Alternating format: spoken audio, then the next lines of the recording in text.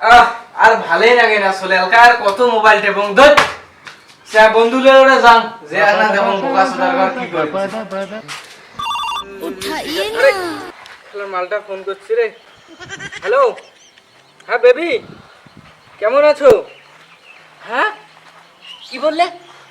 এক্ষুনি যাবো? কি?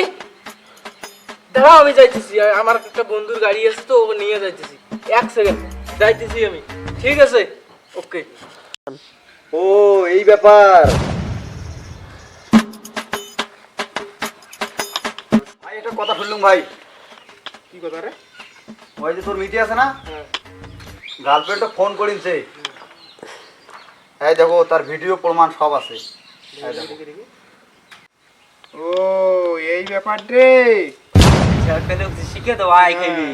তোর একটা প্ল্যান করাই খেবি তাহলে আজকে। মোট্টেকেও বাইক নিয়ে যায়। তার একটা বুদ্ধি করাই খাইবি, এই দেখো।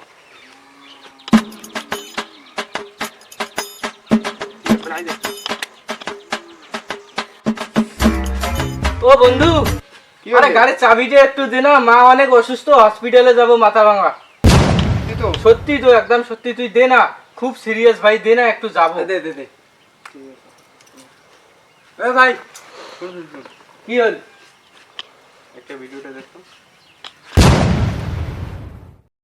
ও বন্ধু, চাবিটা নে বন্ধু, আমাকে লাগবে না বন্ধু।